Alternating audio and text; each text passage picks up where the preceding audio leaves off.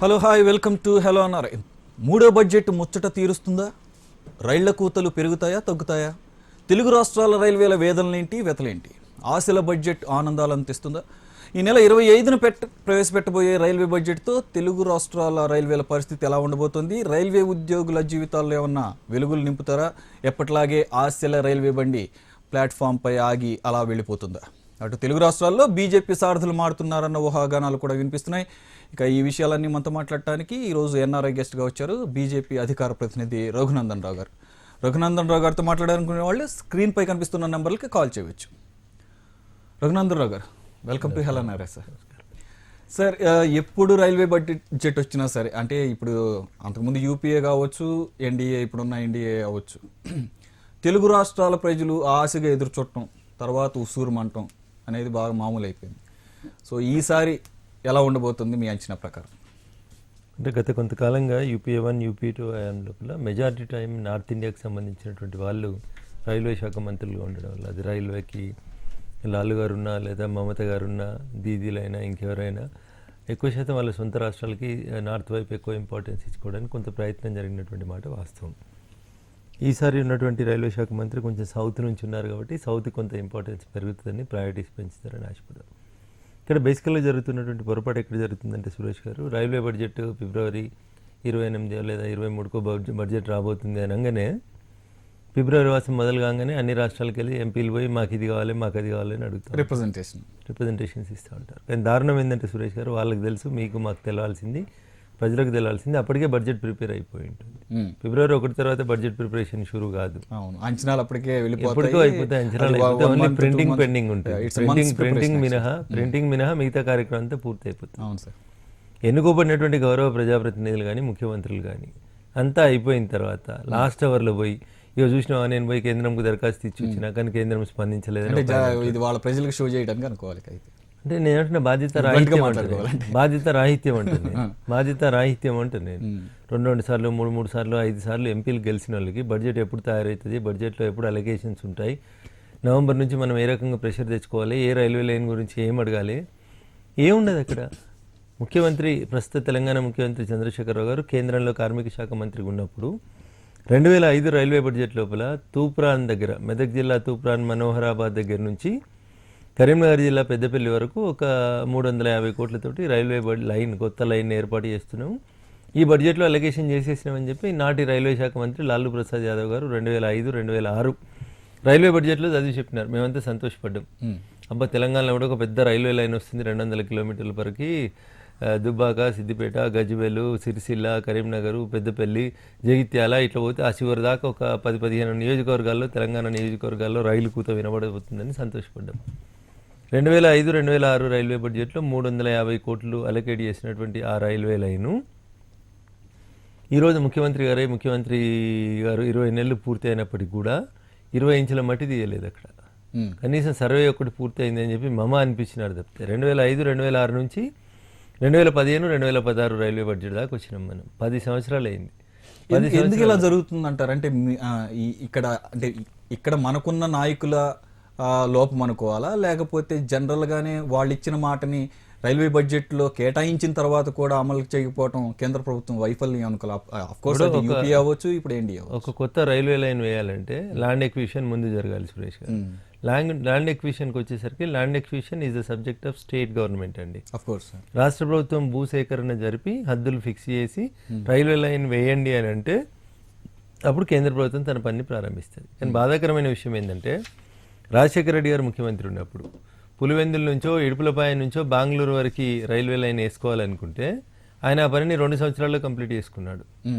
కానీ అదే తెలంగాణ విషయానికి వచ్చేసరికి 2005-06 రైల్వే బడ్జెట్ లోపల 350 కోట్లు అలొకేట్ అయినటువంటి రైల్వే లైన్కి 25 కోట్లు ఇచ్చి ల్యాండ్ ఎక్విజిషన్ కార్యక్రమం ప్రారంభించమంటే ఈ రోజు దాకా ప్రారంభించడానికి నాటి యూపీఏ 1, యూపీఏ 2 లోపల పాలకులకు చిత్తశుద్ధి లేదు. అప్పుడు అంటే కాస్త ఉమ్మడి రాష్ట్రం కాబట్టి వివక్ష ఉంది. ఇప్పుడు వచ్చినటువంటి ముఖ్యమంత్రి గారిని కూడా మేము అదే అంటున్నాం. ఇప్పుడు వచ్చిన ముఖ్యమంత్రి గారిని కూడా నాడు 2005, 2006 రైల్వే బడ్జెట్లో పెట్టించినటువంటి Toopran Manoharabad to Peddapalli railway line కనీసం మీరు ముఖ్యమంత్రి అయిన తర్వాత, తూప్రాన్ మనోహరాబాద్ అంటే ఇప్పుడు గజ్వేల్, అది ముఖ్యమంత్రి గారు ప్రాతినిధ్యం వహిస్తున్నటువంటి నియోజకవర్గం, అక్కడ నుంచి పెద్దపల్లి వరకు పోవాల్సినటువంటి ఆ రైల్వే లైన్ కనీసం దాని మీద నన్ను ఇనిషియేషన్ తీసుకుని అక్విజిషన్ కంప్లీట్ చేసి పట్టాలు వేసే కార్యక్రమం ప్రారంభిస్తే మీ టెన్యూర్ అయిపోయే వరకన్నా రైలు వస్తే మీరు ఒక బాగుంటుంది క్రూషియల్ పాయింట్ లేవనెత్తారు, దాని గురించి మనం మాట్లాడుకుందాం. ఒక ఫస్ట్ కాలర్ ఉన్నారు మనకి, పృథ్వీ ఫ్రమ్ కెనడా. పృథ్వీ గారు మాట్లాడండి.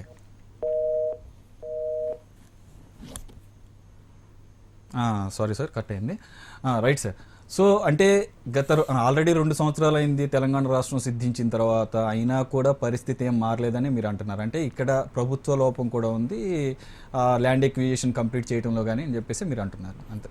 ఇప్పుడు నేను అదే చెప్తాను మీకు, రైల్వే లైన్ వేయడం అనేది రోడ్ వేసుకుంటూ పోయినంత ఈజీ అయితే కాదు సురేష్ గారు. దానికి ముందు రైతుల దగ్గర నుంచి ల్యాండ్ ఎక్విజిషన్ రావాలి, వారి కంపెన్సేషన్ పేమెంట్ అయిపోవాలి, రైతులు మొత్తం ఒప్పుకున్న తర్వాత అప్పుడు ల్యాండ్ ఎక్విజిషన్ ప్రాసెస్ పూర్తయినాక కేంద్ర ప్రభుత్వం వర్క్ స్టార్ట్ అవుతుంది. మీరు భూమి సేకరించకుండా 2005-2006లో అలగేట్ అయినటువంటి రైల్వే లైన్కు 2015-16 దాకా ఇంకా భూసేకరణ కార్యక్రమమే పూర్తి కాకుండా కేంద్ర ప్రభుత్వం నిర్లక్ష్యం వహించింది. కేంద్రం సౌత్ తల్లి ప్రేమ చూపిస్తుంది, తెలంగాణకు మరోసారి మొండి చేయి, ఎలిగేషన్ పాలిటిక్స్, తెలంగాణకు మరోసారి మొండి చేయి, ఇలాంటి పదాలు వాడడం వల్ల వచ్చేటువంటి లాభం ఏమి ఉండదు అక్కడ. అంటే తమ బాధ్యతల నుంచి తప్పించుకుంటూ ఎలిగేషన్ పాలిటిక్స్. బెండ్ కావాలంటే అది చల్లగా ఉన్నప్పుడు ఎంతసేపు కొట్టినా బెండ్ కాదు సురేష్. మనకు ఇంకో కాలర్ ఉన్నారు, రాజవర్ధన్ రెడ్డి గారు from London. Rajavardhan Reddy. Hello hello Rajana. నమస్తే రాజవర్ధన్, బాగున్నారా? నమస్తే అన్న. నమస్తే అన్న. అన్న నాది question railway related, railway budget కాదు కానీ కొంచెం డిఫరెంట్ క్వశ్చన్. పర్లేదు చెప్పండి, పర్లేదు జనరల్ గా కూడా అడగచ్చు. అన్న రజనా, చెప్పే మేము hard core RSS workers UK వచ్చేసిన ఒక 20 years back, 30 years back. Okay, we're very well settled year. మా బాధ అంతా తెలంగాణలో బీజేపీ ఎట్లా పైకి లేవాలి, అది ఘోరమైన శైలి ఉంది. మాకు ఎంత ప్రేమ అంటే పార్టీ మీద, మోడీ గారు సెంట్రల్ లో ఉండి ఆయన ఒక సూపర్ పిఎం గా చేయని పనులన్నీ ఎన్నో, ఒక హిస్టరీ మొత్తంలో అంత బెస్ట్ పిఎం లేడు, ఆయన అంత మంచి పని చేస్తుంటే మనం తెలంగాణలో పార్టీని ఎందుకు పైకి తెలియకపోతున్నాం? What are the reasons? మనం ఎట్లా దాన్ని చేయగలుగుతాం? మా రోల్ ఏం చేయాలి? We are ready to go ahead. Please make BJP strong in Telangana. Now it is the right time to make the BJP as a more successful party in Telangana. అయితే సోదరులు రాజవర్ధన్ రెడ్డి గారు అడిగినట్టు చాలామంది భారతీయ జనతా పార్టీకే తెలంగాణలో ఎక్కువ అవకాశాలు ఉన్నాయి. ఇతర రాజకీయ పార్టీల మనుగడ ఇక్కడ ప్రశ్నార్థకం అవుతా ఉంది. తెలుగుదేశం ఆల్రెడీ ఆల్మోస్ట్ మొన్నటి జిహెచ్ఎంసీ ఎన్నికలలో చూసినట్టయితే ఏ రకమైనటువంటి ఫలితాలు వచ్చినాయి. కాంగ్రెస్ మరి ప్రస్తుతానికి ఇప్పటికే మీరు బీజేపీతో అలయన్స్ లోనే కొనసాగుతున్నారు అఫీషియల్ గా, టీడీపీతో అలయన్స్. రేపు వరంగల్ ఖమ్మం మున్సిపల్ ఎన్నికలకు సంబంధించి వచ్చేసరికి అక్కడ ఉన్నటువంటి లోకల్గా ఉన్నటువంటి జిల్లా కమిటీలన్నీ తెలుగుదేశంతో పొత్తొద్దు అని చెప్పి ఇండిపెండెంట్గా పోటీ చేస్తామని చెప్పి ఇప్పుడు నామినేషన్ల ప్రక్రియలో ఆల్మోస్ట్ ఇండిపెండెంట్గానే నామినేషన్ వేయడం జరిగింది. వరంగల్కి ఖమ్మంకి అది అఫీషియల్ అవుతుందా అన్అఫీషియల్ అవుతుందా రేపు 2019 ఎలక్షన్స్ లోపల ఎటువైపు పోతామనేది కొంచెం టైం పడుతుంది. వారు అడిగినటువంటి ప్రశ్నకు సమాధానం ఏంటంటే భారతీయ జనతా పార్టీలో చాలా సైలెంట్గా పనిచేయగలిగినటువంటి, నడిపించగలిగినటువంటి కార్యకర్తలు ఉన్నారు. ఎందుకో ఎక్కడో కొంత లాక్యూనా కనబడుతుందంటే నాయకత్వ లోటు, నాయకత్వం లోపల సరైనటువంటి టైం లోపల సరైనటువంటి నిర్ణయాలు తీసుకోలేకపోతున్నారు, లేదా అందరినీ కలుపుకోలేకపోతున్నారు అనేటువంటి కొంత అపప్రదన అయితే భారతీయ జనతా పార్టీ తెలంగాణ శాఖ మోస్తున్నటువంటి మాట వాస్తవం. త్వరలోనే రాబోయేటువంటి కొత్త అధ్యక్షులన్నా అట్లాంటి లాక్యూనాస్ లేకుండా 2019 అది కూడా వినపడుతుంది. తెలుగు రాష్ట్రాల్లో అధ్యక్షులు మారబోతున్నారు బీజేపీ తరపున అని చెప్పేసి, దాని గురించి కూడా మాట్లాడతాం sir. Before that we got another caller, Gangaswamy from Muscat. Gangaswamy గారు మాట్లాడండి. సారీ కట్ అయింది సార్. రామారావు గారు from Virginia. Mister Ramarao please. నమస్కారం అండి రఘునందర్ గారు. నమస్కారం సార్. అది ఏంటంటే మీరు ఇప్పుడు మాట్లాడుతూ తెలంగాణ కేసీఆర్ గారు రైల్వే దాంట్లో ఏమీ లేదు అని అన్నాను. బట్ వచ్చినాక ఇది రెండో బడ్జెటే కదా, తెలంగాణ రాష్ట్రం ఇచ్చిన తర్వాత ఇది రెండో బడ్జెట్. ఫస్ట్ బడ్జెట్ 6 నెలల క్రితం అది ఇంకా వాళ్ళు చదువుకోలేదు, రాజ్య పరిపాలన సరిగ్గా కాలేదు. అప్పుడు ఏదో ఫస్ట్ బడ్జెట్ ఆ బడ్జెట్ అయిపోయింది. ఇప్పుడు రెండో బడ్జెట్, ఈ రెండో బడ్జెట్లో ఏం సాధించో చూద్దాం, అంతేగాని మీరు ఏదో ఏం చేయలేకపోయిన పద్ధతిలో మాట్లాడుతున్నారు. అది కరెక్ట్ కాదు. ఈ బడ్జెట్ కూడా చూద్దాం అదొకటి. రెండోదండి, తెలంగాణలో బీజేపీ ఏంది దోబుస్తాడు టీడీపీతోని, అసలు మీరు కలిసి పని చేస్తారా, కలిసి పని చేయరా? మరి ఇన్ని రోజులు మీరు ఏం చెప్పారంటే ఎన్నో దాంట్లో రిజైన్ చేసిపోవాలా అని చెప్పి తెలంగాణలో చెప్పారు. ఏది మన పార్టీ ఫిరాయింపులు, ఇది అవినీతి అని, ఆ నీతి బాహ్యం అని చాలా మీరు మాట్లాడారు, చాలా అన్ని దాంట్లో మాట్లాడారు. ఇవాళ మీతో పొత్తు పెట్టుకున్న తెలుగుదేశం మరి ఏది కోడలు బుద్ధి చెప్పి అట్ట సత్య రాసినట్టు వాళ్ళు ఏం చెప్పారంటే దాంట్లో మీ అభిప్రాయం ఏంటి? బీజేపీ వాళ్ళు ఖచ్చితంగా చెప్పాలండి. మీరు చెప్పకుండా అక్కడ మా పార్టీ అక్కడ ఇక్కడ కాదు, ఇక్కడ మీరు చెప్పారు కాబట్టి ఆ విషయంలో మీరు ఏం చెప్తారు? అది నీతి బాగా. ఇంకోటి ఏంటంటే వాళ్ళు ఏం చెప్పినా కానీ ఇది మామూలు అంటారు. మామూలు అన్నప్పుడు బీఫామ్ ఎందుకు, గుర్తుల మీద గెలవడం ఎందుకండి? కామన్ గెలిచి తర్వాత ఎవరి దాన్ని వాడు పోవచ్చు కదా. ఎందుకు ఇంకా బీఫామ్ ఎందుకు, పార్టీ గుర్తు ఎందుకు, సిద్ధాంతాలు ఎందుకండి? ఇవన్నీ చెప్పండి కొద్దిగా. మొదటిది మీరు అడిగింది రైల్వే బడ్జెట్, ఇది రెండో బడ్జెటే కదా, వెయిట్ చేద్దామన్నారు. Okay, hopefully we will also wait for the second budget. So coming to the morals in the politics, ఒక పార్టీ బీఫామ్ మీద గెలిచినటువంటి వాళ్ళు ఇంకొక పార్టీలోకి మారాలనుకుంటే ఎమ్మెల్యేలైనా ఎంపీలైనా భారతీయ జనతా పార్టీ చాలా స్పష్టంగా చెప్తుంది. పార్టీ పరంగా కూడా నేను వ్యక్తిగా కూడా చెప్పదలుచుకుంది ఏంటంటే, నైతిక విలువలు సిద్ధాంతం అని మాట్లాడుతున్నటువంటి పెద్ద మనుషులు అభివృద్ధి కోసం పార్టీ మారుతా ఉన్నాం, అభివృద్ధి కోసం అధికార పార్టీలోకి పోతున్నాం అని చెప్పుకోవడం కంటే సిగ్గుమాలిన చర్య, నీతిమాలిన చర్య ఇంకొకటి లేదు. నిజంగా వాళ్ళకి చిత్తశుద్ధి ఉంటే ఏ పార్టీ గుర్తు మీదనైతే గెలిచిరో ఆ పార్టీ ద్వారా సంక్రమించినటువంటి శాసనసభ సభ్యత్వానికి, పార్లమెంట్ సభ్యత్వానికి రాజీనామా చేసి ద సోకాల్డ్ వాళ్ళు చెప్తున్నటువంటి అభివృద్ధి సూక్తులు సూత్రాలే కరెక్ట్ అయితే మళ్ళీ ఫ్రెష్గా వారు చేరాలనుకుంటున్నటువంటి రాజకీయ పార్టీ ద్వారా ఎన్నికలకు పోతే భారత ప్రజాస్వామ్య వ్యవస్థకి కొంత విలువ, గౌరవం పెంచిన వాళ్ళు అవుతాం. కొత్త వాళ్ళు రాజకీయాలకు రావాలనుకున్నటువంటి వాళ్ళకి మనం ఒక స్ఫూర్తినిచ్చిన వాళ్ళు అవుతాం. అట్లా కాకుండా ఆడలేక మధ్యలో ఉన్నట్టు వాళ్ళు ఏం పని, ఎన్నిసార్లు గెలిచినా ఏం పని చేయలేని వాళ్ళు వచ్చి ఇవాళ మేము అధికార పార్టీలోకి పోతే మా నియోజకవర్గం బాగుపడుతుంది, నియోజకవర్గం అభివృద్ధి కోసమే మేము అధికార పార్టీలోకి పోతున్నాం అనేటువంటి సొల్లు కబుర్లని మీరు ఎంతైతే తిరస్కరిస్తూ ఉన్నారో మేము కూడా అంతే తిరస్కార ధోరణితో ఉన్నాం. We never accept such type of things. Right sir, మీరు అంటున్నట్టు ఇప్పుడు ఈ రెండు తెలుగు రాష్ట్రాల్లో ఇప్పుడు ఈ పార్టీలు మారటం, అధికార పక్షం వైపుకి జంప్ చేయడం అనేది ఒక సమస్య అయింది. దాని గురించి మాట్లాడదాం. దానికన్నా ముందు గంగస్వామి గారు మళ్ళా లైన్లోకి వచ్చారు మస్కట్ నుంచి. గంగస్వామి గారు మాట్లాడండి. నమస్కారం సార్. నమస్తే గంగస్వామి గారు, చెప్పండి సార్. రఘునందన్ రావు గారు, ముందుగా మీకు నమస్కారం సార్. మాట్లాడండి గంగస్వామి గారు. మీరంటే వ్యక్తిగతంగా పార్టీలకు అతీతంగా మీరంటే చాలా అభిమానం, చాలా ఇష్టం. ఎందుకంటే టీవీలో మీ ప్రోగ్రామ్ చూస్తాం మేము. మీరు మంచి విశ్లేషకులు ముందు పార్టీ కంటే కూడా. ధన్యవాదాలు గంగస్వామి గారు. ఈ ప్రశ్న ఏమంటే అడగండి గంగస్వామి గారు. ధన్యవాదాలు సార్, అడగండి సార్. అయితే సార్ మీరు ఇప్పుడు ఏంటంటే, ఇప్పుడు రైల్వే బడ్జెట్ గురించి మాట్లాడుతుంది కదా మీరు సార్. అయితే ఏ స్కీమ్ అయినా కేంద్ర ప్రభుత్వం ఏ స్కీమ్ అయితే తీసుకొస్తుందో ఆ స్కీమ్లను తెలంగాణలో మీరు విపరీతంగా ప్రచారం చేయలేకపోవడం వల్ల అది ఆ క్రెడిట్ అంతా గవర్నమెంట్ బీజేపీ ఏం చేస్తుంది ఏం చేస్తలేదు అనే ఒక అపనిందం వస్తుంది. వాళ్ళు టీఆర్ఎస్ వాళ్ళు ఇమీడియట్ గా కేంద్రం మాకు ఏమి ఇవ్వట్లేదు, ఏం లేదని వాళ్ళు ఆల్రెడీ పరిణామం చేసుకుంటూ వస్తున్నారు. దానివల్ల పార్టీ వెనుకబడిపోతుంది. ప్లస్ ఏం చేయాలంటే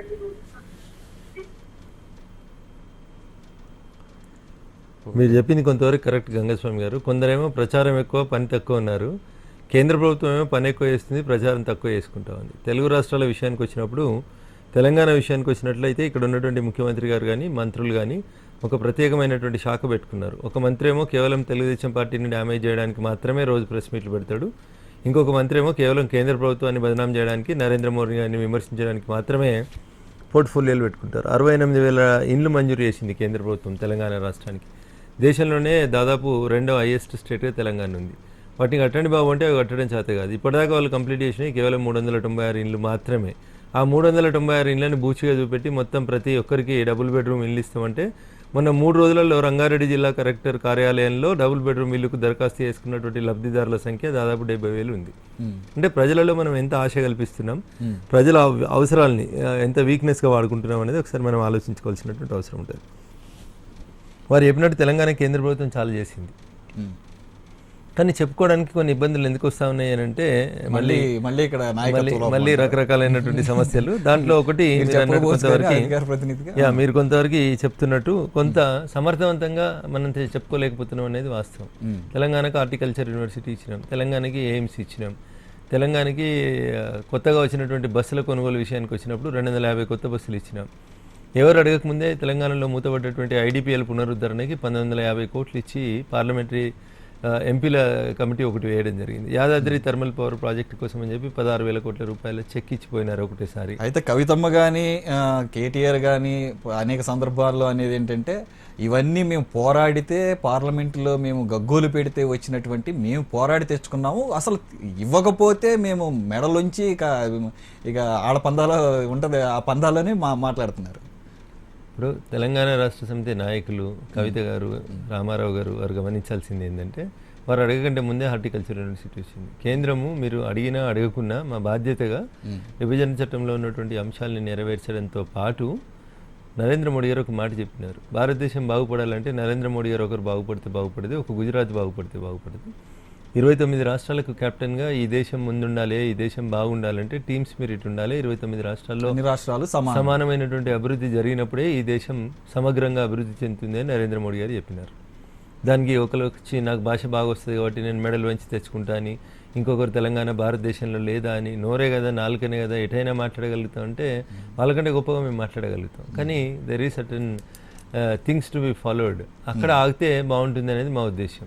మీరు చేయండి, మీరు చేస్తూనే చెప్పుకోండి, కానీ ఎదురుగున్న వాళ్ళని తిట్టడానికి మాత్రమే 2 మంత్రిత్వ శాఖలు పెట్టుకోవడం అనేది సరైనది కాదు. సో ఇక మీదట అలా ఉండబోదు బీజేపీ సైడ్ నుంచి.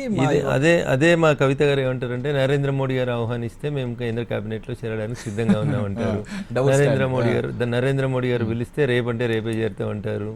ఒకవేళ నరేంద్ర మోడీ గారి పాలన బాగాలేకపోతే, నరేంద్ర మోడీ గారి ప్రభుత్వమే బాగాలేకపోతే కవిత గారు ఎవరు అడిగినా అడగకున్నా మీడియా సమావేశాలలో పదే పదే కేంద్ర మంత్రివర్గంలో త్వరలో కవిత మనం దీన్ని 2 రకాలుగా చూడవచ్చు కదా సార్. ఒకటి డబుల్ స్టాండర్డ్ అని ఒక యాంగిల్లో కనపడుతుంది. కాదు ఇంతకన్నా బెటర్గా క్యాబినెట్లో ఇంక్లూడ్ అయితే కనుక ప్రభుత్వంలో చేరితే ఇంకాస్త బెటర్గా సర్వీస్ చేయొచ్చు తెలంగాణ ప్రజలకి, కొత్తగా ఏర్పడిన తెలంగాణ రాష్ట్రం అని చెప్పేసి ఆ యాంగిల్లో కూడా తప్పేం కాదు కదా. ఇప్పుడు రాజకీయాల్లో 2 ఉంటాయి సురేష్ గారు.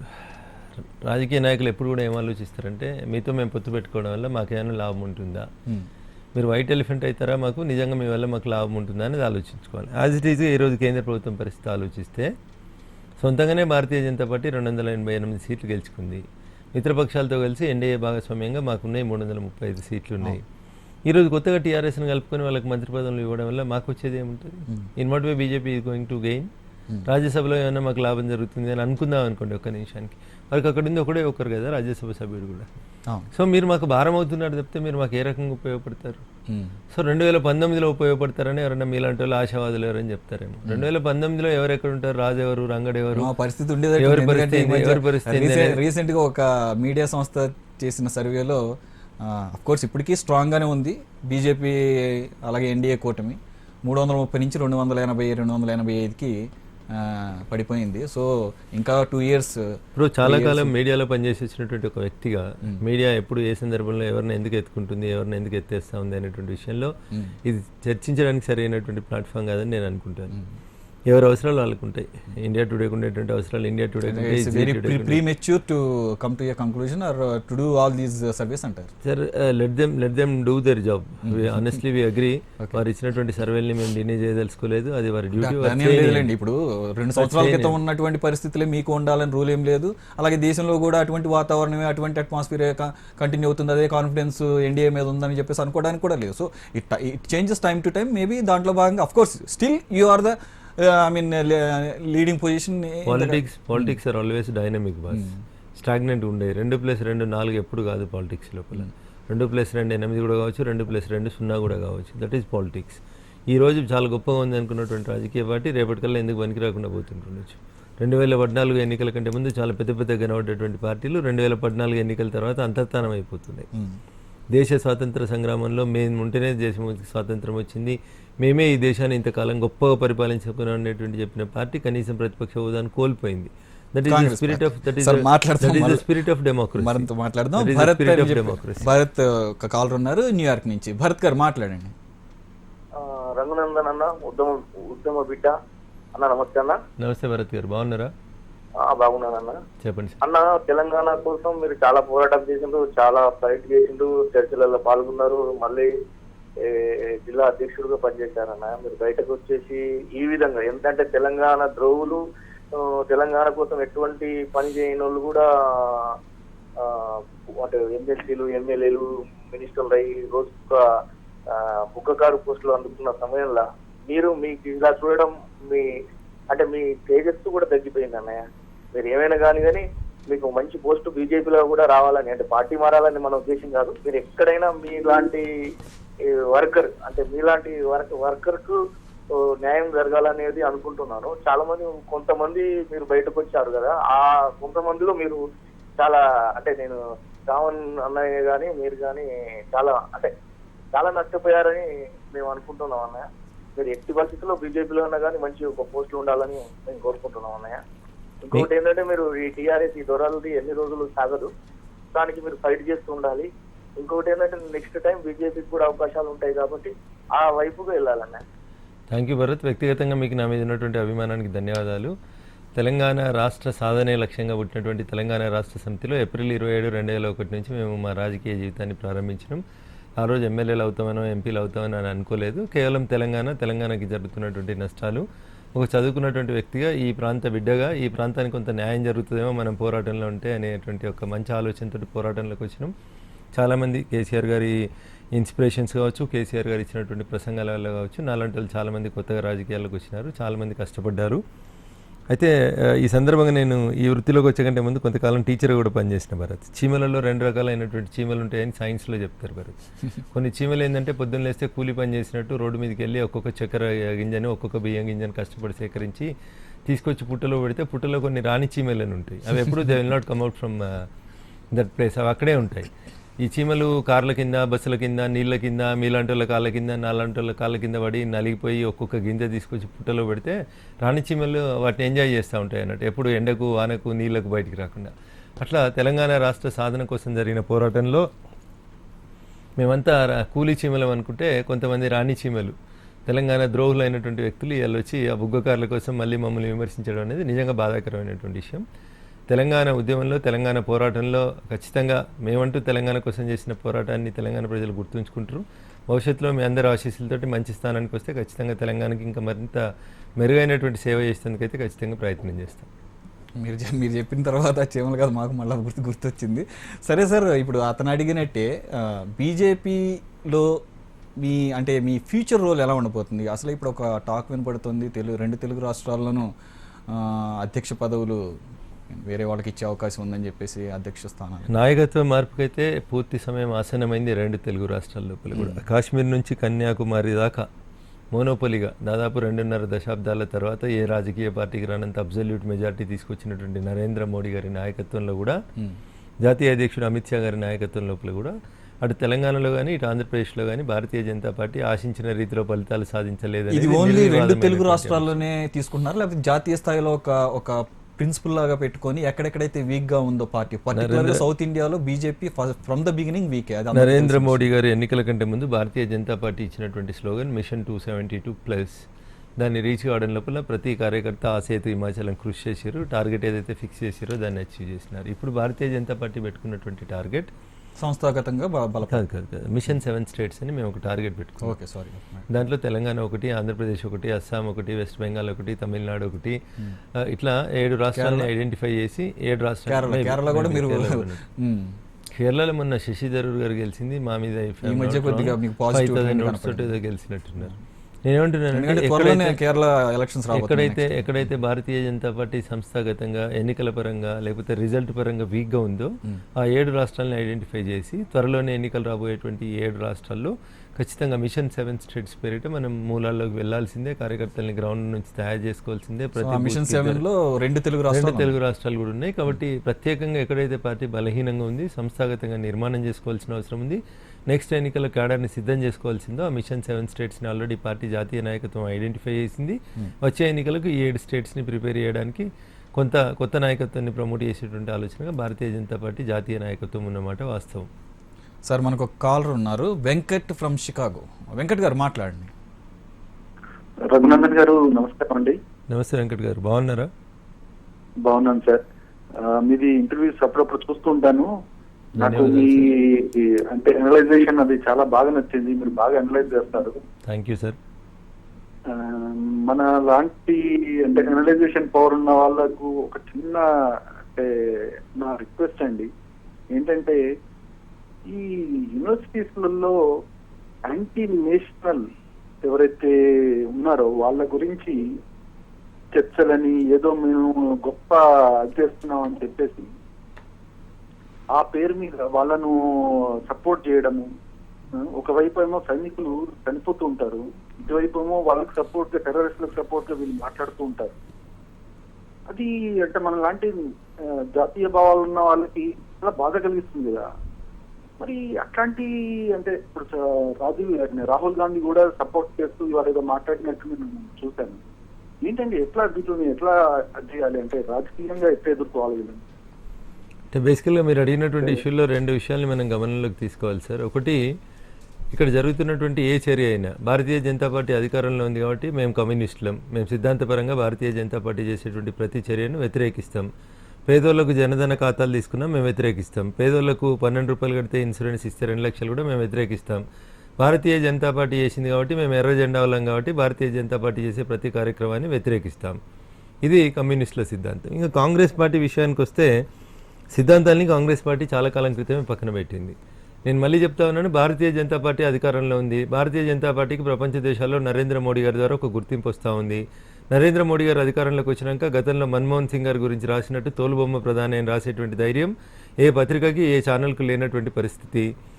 ఇంట గెలిచినటువంటి నరేంద్ర మోడీ బయట గెలుస్తూ ఉన్నాడు. ప్రపంచంలో భారతదేశానికి ఒక గుర్తింపు వస్తుంది. ఇదే స్థాయి లోపల ఈ ఊపు ఇట్లే కొనసాగితే యుఎన్ఓలో భారతదేశానికి శాశ్వత సభ్యత్వం నరేంద్ర మోడీ గారి కృషి వల్ల వస్తే 6 దశాబ్దాలుగా కాంగ్రెస్ పార్టీ చేయలేనటువంటి పనిని 60 నెలల్లో నరేంద్ర మోడీ గారు చేసినంటే మన పరిస్థితి ఏంది అనేటువంటి ఒక గందరగోళ పరిస్థితులలో కాంగ్రెస్ పార్టీ అడ్డగోలుగా అవినీతి కార్యక్రమాలకి సపోర్ట్తో పాటు నీతిబాహ్యమైనటువంటి చర్యలు. నీతిబాహ్యమైనటువంటి పదం నేను ఎందుకు వాడినంటే యాకూబ్ మెమన్ని ఉరిదీసిరు, మక్బుల్ భట్ని ఉరిదీసిరు, అఫ్జల్ గురును ఉరిదీసిరు. అఫ్జల్ గురు ట్రయల్ జరిగింది మొత్తం కూడా కాంగ్రెస్ పార్టీ అధికారంలో ఉన్నప్పుడు, యూపీఏ 1 యూపీఏ 2 అధికారంలో ఉన్నప్పుడు. అఫ్జల్ గురుకు లైఫ్ ఇంప్రిజన్మెంట్ వేసింది సుప్రీంకోర్టు, అది కాంగ్రెస్ పార్టీ రూలింగ్లో ఉన్నప్పుడు. అఫ్జల్ గురు క్షమాభిక్ష పిటిషన్ను డిస్పోజ్ చేసింది భారత రాష్ట్రపతిగా కాంగ్రెస్ పార్టీ ప్రతిపాదించినటువంటి వ్యక్తి, కాంగ్రెస్ పార్టీ చెప్పినటువంటి వ్యక్తి. ఈరోజు యూనివర్సిటీలో వచ్చిన స్లోగన్ ఏంది? అఫ్జల్ షర్మిందా హై, ఆప్కా కాతిల్ అభీ భీ జిందా హై. అంటే ఎవరు? అది ఇంకా ఇది ఇన్వెస్టిగేషన్ ఫేజ్ లోనే ఉంది. ఆయనకు శిక్ష చేసింది సుప్రీంకోర్టు, ఆయన దాడి చేసింది భారత పార్లమెంట్ మీద. ఆ పార్లమెంట్ లోపల ఇదే రాహుల్ గాంధీ గారు ఉన్నారు, వాళ్ళ అమ్మ. ఎవరు ఆ స్లోగన్స్ తీసుకున్నా ఖచ్చితంగా ఖండించాల్సిన విషయమే. రాహుల్ గాంధీ గారు ఇంక్లూడింగ్ లెఫ్ట్ పార్టీస్ కూడా దాన్ని ఉటంకించినాయి. మనం దానికే ఫ్యాక్ట్ మాట్లాడుకుందాం సార్. లెఫ్ట్ పార్టీస్ కూడా మేము అట్లాంటి వ్యాఖ్యలు మేము ఎట్టి పరిస్థితుల్లో సమర్థించాం. కన్నయ్య అరెస్ట్ గురించి వచ్చింది ఇష్యూ. నెక్స్ట్ ఇష్యూ ఏంది దాంట్లో? కన్నయ్య అరెస్ట్. అదే సార్, ఇప్పుడు మీకు అర్థం కావాల్సింది ఏంటంటే సురేష్ గారు, ఇప్పుడు మీరు నేను ఇద్దరు కన్నయ్య అన్న వ్యక్తి ఏమో అక్కడ ఒక లెఫ్ట్ భావజాలం ఉన్నటువంటి ఒక స్టూడెంట్ ఆర్గనైజేషన్ కంటే ఇప్పటి నుంచో ఉన్నటువంటి నెహ్రూ కూడా దాంట్లోనే పనిచేశారంట. అంతకుముందు ఇండిపెండెన్స్ బిఫోర్ కూడా చాలా మంది లీడర్స్ దాని నుంచి వచ్చారు. ఆ పార్టీ పుట్టింది 1920లో, అదేనో పుట్టింది తాష్కంట్లో, రష్యాలో పుట్టింది. వాళ్ళ గురించి ఎందుకు సురేష్ గారు చర్చ? నేను చెప్పనియండి ఇష్యూ, ఏదేమైనా నేను చెప్పనియండి సార్ ఇష్యూ. మీరు నేను ఇద్దరం కూర్చొని ఇప్పుడు చర్చ జరుపుతా ఉన్నాం. మీ ఛానల్ ద్వారా మీరు ఒక చర్చ లోపల అనుకోకుండానో కావాలనో మీకు తెలిసో తెలియకనో ఈ దేశానికి వ్యతిరేకంగా కొన్ని వ్యాఖ్యానాలు చేసినారు. దానికి మీరు ఎంత రెస్పాన్సిబిలిటీ అవుతారో, మీతో పాటు ఈ సంస్థ యాజమాన్యంగా ఎవరైతే రిజిస్టర్ అయ్యారో రెస్పాన్సిబిలిటీ తీసుకోవాల్సింది. తప్పు అది కాదు, అదే కదా జనానికి. అంటే ఇక్కడ నేను ఏమంటున్నాను, వికారియస్ లయబిలిటీ అని ఉంటుంది సురేష్ గారు. వికారియస్ లయబిలిటీ ఏంటంటే, నేను నా కారు తీసుకుని వచ్చి ఇక్కడ స్టూడియోలో కూర్చొని ఉన్నాను, కింద నా డ్రైవర్ కారును రివర్స్ తీస్తున్నావు, ముందుకు తీస్తున్నావు, ఒక వ్యక్తిని చంపేసినాడు. ఒకటి అడుగుతాను సార్, మీరు మొత్తం విషయం వినకుండా తొందరపడుతున్నారు. The acts done by servant, దానికి యజమాని బాధ్యత వహించాలి. మీరు యాంకర్ గా కూర్చొని ఇక్కడ బూతులు మాట్లాడితే దానికి కేసు అయితే ఆ కేసుకి మీరు కాదు, హెచ్ఎంటీవీ ఓనర్ ఎవరైతే ఉన్నారో ఆయన కూడా లయబుల్ అవుతాడు. ఎన్నుకోబడినటువంటి యూనియన్ ప్రెసిడెంట్ గా నీ సమక్షంలో జరిగిన ఒక సమావేశంలో ఈ దేశానికి వ్యతిరేకమైనటువంటి స్లోగన్స్ ఇచ్చినప్పుడు నిన్ను పోలీసు వాళ్ళు అరెస్ట్ చేసినారు. పోలీసు వాళ్ళు ఎందుకు అరెస్ట్ చేసినారంటే, రఘునందన్ రావు మీద కూడా తెలంగాణ ఉద్యమం చేసి కాంగ్రెస్ పార్టీకి వ్యతిరేకంగా నినాదాలు చేస్తే మా మీద కూడా దేశద్రోహం కేసు బయటకు వచ్చిన దగ్గర నుంచి కూడా ఒకే ఒక్క వ్యక్తిని అరెస్ట్ చేశారు, అది కన్నయ్య. 7గురు ఎవరైతే పర్మిషన్ తీసుకొని ఈ మొత్తానికి కారణం అని చెప్పేసి అనుకుంటున్నారు, అంటే ఎలిగేషన్స్ తీవ్రంగా ఉండి ఎవిడెన్స్ ఉందో వాళ్ళని మాత్రం ఈ రోజు వరకు అరెస్ట్ చేయలేదు. అఫ్ కోర్స్ నిన్నటి నుంచి వాళ్ళు జేఎన్యూలో షెల్టర్ తీసుకున్నారని చెప్పేసి వినపడుతుంది. వాళ్ళు ఏదో సెక్యూరిటీ కన్సర్న్స్ మీద వాళ్ళు బయటకు రావట్లేదు, రేపు మాపు వాళ్ళు లొంగిపోయే అవకాశం ఉంది. అయితే ఇక్కడ కన్నయ్య అన్న వ్యక్తి మాట్లాడింది ఆ స్లోగన్స్ తీసుకున్నది కాదని చెప్పేసి పోలీసులు అంటున్నారు. అతను చేసిన తప్పు ఏంటయ్యా అంటే వాళ్ళతో పాటు అదే ప్రెజెన్స్లో ఉన్నారు. మీరు కూడా అందు గురించి చెప్పి ఇందాక నన్ను ఎగ్జాంపుల్స్గా తీసుకుంటున్నారు. అంటే ఎవరైతే పని చేస్తారో వాళ్ళ యాజమాన్యం కూడా బాధ్యత తీసుకోవాలని చెప్పేసి. ఇతను వెళ్ళింది అక్కడ ఒక గొడవ జరుగుతుంటే దాన్ని ఆపడానికి అని చెప్పేసి వెళ్ళటంతో అయితే రీసెంట్గా ఒక 2-3 డేస్ నుంచి వస్తున్నది ఏంటంటే అసలు 9th 11th 2 రోజుల్లో జరిగినటువంటి మీటింగ్స్ని లో ఉన్న ఒక 9th జరిగినటువంటి ఆడియోని 11th జరిగిన వీడియోలో సూపర్ ఇంపోజ్ చేశారని చెప్పేసి ఒకటి డాక్టర్డ్ వీడియో అని చెప్పేసి ఉన్నాం. సరే ఇది ఏదైనా కోర్టు పరిధిలో ఉంది కాబట్టి అది. సో ఎందుకంటే ఇక్కడ కంక్లూజన్స్కి జంప్ అవడం కన్నా కూడా ఖచ్చితంగా ఓపెన్గా ఒకటి మాట్లాడుకోవాలి. అతను అన్నట్టు ఎవరైనా సరే జాతికి వ్యతిరేకంగా పనులు చేసినా, ఈవెన్ స్లోగన్స్ తీసుకున్నా, when it leads to the violence కానీ అట్లాంటి అనుకున్నప్పుడు ఖచ్చితంగా పనిషబుల్, దానికి కోర్ట్స్ ఉన్నాయి. కానీ ఈ లోపల ఇది ఒక రాజకీయ రంగు తీసుకొని అలాగే ఆ కన్నయ్య అన్న వ్యక్తిని లేకపోతే జర్నలిస్టులని అలాగే లాయర్లు వన్ సైడెడ్గా పోలీసుల సమక్షంలో కొట్టడాన్ని దీన్ని ఎలా చూడాలి? దీన్ని మీరు సమర్థిస్తున్నారా? ఇప్పుడు తప్పు ఎవరు చేసినా తప్పు అనేటువంటి విధానాన్ని ఫస్ట్ మనం తీసుకోవాలి. అక్కడ జరిగినటువంటి సంఘటనల్ని అంతా మసిపూసి మారేడుకాయ చేస్తూ ఉన్నారు. ఒక ఆయన అంటాడు ఆ వీడియో మార్ఫింగ్ అంటాడు, ఒక ఆయన రాజ్నాథ్ సింగ్ ఎవరు అంటారు, ఇంకొక ఆయన వచ్చి ఢిల్లీ పోలీస్ కమిషనర్ ఎవడు అంటాడు. అసలు ఏం మాట్లాడుతున్నాం మనం? మినిమం కామన్ సెన్స్ ఉందా? ఒక సంఘటన జరిగింది, మాటలు పక్కన పెట్టేద్దాం సార్. ఒక సంఘటన జరిగింది సురేష్ గారు, ఇప్పుడు లాయర్లు, అది that is secondary issue. I'll come to their దాని మీద బీజేపీ ఎమ్మెల్యే మీద కేసు రిజిస్టర్ అయింది, అరెస్ట్ చేసినారు, చట్ట ప్రకారమైన కోర్టులో ప్రొడ్యూస్ చేసినారు. మీరు నన్ను కొట్టినా అదే మీకు చట్టాలు తెలియదు కాబట్టి మాకు బాధ, మీకు చట్టాలు తెలియదు కాబట్టి మాకు బాధ. ఇప్పుడు మీరు నన్ను లేచి వచ్చి అక్కడి నుంచి లేచి వచ్చి ఇక్కడ నన్ను కొడితే కూడా అదే 323 అవుతుంది, రక్తగాయాలు ఉంటే 324 ఉంటుంది. మామూలుగా చేతులతో కొడితే ఎవరికైనా 5 నిమిషాల్లోనే బెయిల్ ఇస్తారు. ఉప ముఖ్యమంత్రి ఇంటి మీద దాడి చేసి తంతే బలాలా ఇట్లా పోయి అట్లా రిటర్న్ వచ్చినాడు 5 నిమిషాల లోపల. దాని గురించి ఎందుకో మాట్లాడే స్పృహ ఉండదు. ఎందుకు వచ్చిండు బలాలా బయటికి? ఉప ముఖ్యమంత్రి ఇంటి మీద దాడి చేసిండు కదా, మరి ఎందుకో 4 రోజులు జైల్లో పెట్టలేదు court? Quantum of sentence lies upon the sections that were imposed. My question is straight. Kanyaya is arrested. మీకు వచ్చిన బాధ ఏంది? కన్నయ్యని అరెస్ట్ చేసి దేశం అంతా గోల పెడుతున్నారు, ప్రీమాచ్యూర్డ్ అరెస్ట్ అంటారు. మిగతా 7గురిని అరెస్ట్ చేయలేదని ఇంకొక దిక్కెళ్ళి మీరే మాట్లాడుతూ ఉంటారు. ఇన్వెస్టిగేషన్ పోలీసు వాడు చేయొద్దు, టీవీ స్టూడియోలలో ఇన్వెస్టిగేషన్ అయిపోవాలి, శిక్ష మీరే వేసేయాలి, ఊరి కూడా మీరే తీసేయాలి. నేను వకీల్ని, నన్ను వాదించని కేసు, మీరు జడ్జి తీర్పు చెప్పండి. మీ సందర్భం వచ్చినప్పుడు నా వాదన పూర్తి కాకముందే మీరు మధ్య మధ్యలో వచ్చి నేనే జడ్జిమెంట్ చెప్తా అంటే how it is entertainable? Not at all. అది కాదు. పోలీసు వాళ్ళు కేసు పెట్టిరబ్బా, అందులో భారతీయ జనతా పార్టీకి ఏం సంబంధం? Let Delhi police commissioner investigate. ప్రాథమిక తొలి దశలో ఎఫ్ఐఆర్ అంటారు, ఫస్ట్ ఇన్ఫర్మేషన్ రిపోర్ట్. దాన్ని ఇంగ్లీష్లో చెప్తే ఫస్ట్ ఇన్ఫర్మేషన్ రిపోర్ట్లో మీరు ముద్దాయి కనబడ్డారు, మిమ్మల్ని పట్టుకొని పోయినారు. పట్టుకొని పోతేనే రాహుల్ గాంధీలు మిగతా వాళ్ళంతా బట్టలు చింపుకొని గోల చేస్తూ ఉన్నారు కదా. Let investigate properly. ఒక ఆయన మార్ఫింగ్ అంటాడు, ఒక ఆయన తప్పు ట్వీట్ అంటాడు, ఇంకొక ఆయన ఇంకొకటి అంటాడు. రాజ్నాథ్ సింగ్ ఎవరు అంటారు? రాజ్నాథ్ సింగ్ మాట్లాడకపోతే మీరు నేను మాట్లాడతాను. బాధ్యత గల దేశ హోంమంత్రి కాబట్టి ఖచ్చితంగా ప్రతి సంఘటన మీద ఆయనే మాట్లాడతాడు. ఆయన మాట్లాడిందే రైట్. నీకు ఏ ఇంటెలిజెన్స్ వాళ్ళు చెప్పారు, వీళ్ళు చెప్పారు, వాళ్ళు చెప్పారు, అసలు నువ్వెవరు నన్ను క్వశ్చన్ చేయడానికి? ఇంటెలిజెన్స్ కి సంబంధించిన నివేదికలు కేంద్ర హోంమంత్రి దగ్గరనే ఉంటాయి. ఆయన చెప్పిందే రైట్. దాన్ని నీకు సమాచార హక్కు చట్టం కింద కూడా తెలియజేయాల్సినటువంటి అవసరం లేదు. ఆ మాత్రం కూడా తెలియకుండా ఒక్కొక్కరు 5-5 సార్లు 6-6 సార్లు ఎంపీలు చేసిన వాళ్ళు పోయి రాజ్నాథ్ సింగ్ ఎట్లా చెప్తాడు, ఢిల్లీ పోలీస్ కమిషనర్ ఎవరో ఎట్లా చెప్తాడు, ఎట్లా అరెస్ట్ చేస్తాడు? ఎవరు సీతారాం యేచూరి అరెస్ట్ చేస్తాడా? డి రాజా అరెస్ట్ చేస్తాడా? నీ కూతుర్ని నువ్వు సరిగా నీ కంట్రోల్లో పెట్టుకోవడం చేత నువ్వు దేశం గురించి మాట్లాడతావు. యాంటీ నేషనల్ ఎలిమెంట్స్ ఉన్నప్పుడు ఖచ్చితంగా వాళ్ళని కానీ ఓవరాల్ గా జేఎన్యూ మొత్తాన్ని అలా అంటాం తప్పు అనేది ఇక్కడ భావన అంతే. ఇప్పుడు జేఎన్యూ స్టూడెంట్స్ మొత్తాన్ని లేకపోతే జేఎన్యూలో ఇటువంటి అరాచకాలు జరుగుతున్నాయి, దీనికి వెనకాల అక్కడ స్టూడెంట్స్ ప్రోత్సాహం ఉంది, అలాగే కొంతమంది లెక్చరర్స్ ప్రోత్సాహం ఉంది అని అంటాం టోటల్గా ఒక స్టూడెంట్ కమ్యూనిటీని టార్గెట్ చేసినట్టు అవుతుంది అని చెప్పేసి కొంతమంది సంఖ్యాభావం తెలుపుతున్నారు. మనం దానివల్ల ఏం చెప్పదలుచుకున్నారు? చిన్న విషయాన్ని భూతత్వంలో పెట్టి చూపెట్టదలుచుకున్నారు. ఈ దేశంలో 5,000 మందికి సాహిత్య అకాడమీ అవార్డులు వస్తే 50 మంది రిటర్న్ ఇచ్చారు. వాళ్ళు ఎవరో నేను పుట్టకముందు తీసుకున్న వాళ్ళు అవార్డు తీసుకున్న వాళ్ళు అందులో సగం మంది కాదు, 190 మంది అవార్డు వాపసు ఇచ్చిన 55 మందిలో ఒక్కని పేరు కూడా నాకు తెలియదు. వాళ్ళు రాసిన పుస్తకం కూడా నేను చదువుకోలేదు, అది నా అదృష్టమో దురదృష్టమో నాకు తెలియదు. కానీ వాళ్ళు పెద్ద హీరోలుగా చూపిస్తూ ఉన్నారు. మరి తీసుకున్న మిగతా 4,950 మంది, ఇంక 4,945 మంది ఇంకా రిటర్న్ ఇవ్వలేదు. వాళ్ళ గురించి చర్చనే లేదు అక్కడ. ఎవరో ఒకరు వచ్చి ఈ సొసైటీని నాశనం చేస్తామని చెప్పి నోటికి వచ్చింది మాట్లాడిపోతే ఏం మాట్లాడుతున్నాం మనం? ఎడిదికి తీసుకుపోతా ఉన్నాం చర్చని. ఈ దేశంలో అసహనం ఉందా? ఈ దేశంలో అసహనం ఉంటేనే ప్రజలందరూ ఇట్లుంటారా? ఎలక్షన్స్ రాగానే ప్రెసిడెంట్ దగ్గర నుంచి మొదలుకుంటే గల్లీ దాకా అందరూ అసహనం. నరేంద్ర మోడీని రాజకీయంగా ఎదుర్కోలేని వాళ్ళు కులం తీసుకొస్తారు, మతం తీసుకొస్తారు, ప్రాంతం తీసుకొస్తారు, కుట్రలు చేస్తూ ఉన్నారు. It is very unfair on the part of the growing country like India. అది వద్దంటున్నాం మేము.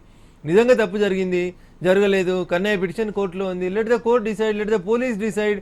ఏచూరి ఎవరు, రఘునందన్ రావు ఎవరు, రాజా ఎవరు, కన్నయ్య తప్పు చేయలేదు మొర్రో అని ఎవరు క్వశ్చన్ చేయట్లేదు సార్. మార్ఫింగ్ మీడియా ఈ లోపల అతన్ని కోర్టులో ప్రవేశపెట్టే సమయంలో జరుగుతున్నటువంటి పరిణామాల మీద ఈవెన్ సుప్రీంకోర్టు కూడా ఆగ్రహం వ్యక్తం చేసిన విషయం మనం చూసాం అండి. అతనికి పూర్తి స్థాయి సెక్యూరిటీ కల్పించాల్సిన ఇది ఉంది. ఎందుకంటే పోలీసుల సమక్షంలోనే మనం ఇవన్నీ చూసాం. లాయర్లు పోలీసులు సెక్యూరిటీగా ఉన్నప్పుడు 24 గంటలు సెక్యూరిటీ మధ్యలో ఉండేటువంటి ఇందిరాగాంధీని ఓ పోలీస్ కానిస్టేబుల్ కాల్ చేసిండు.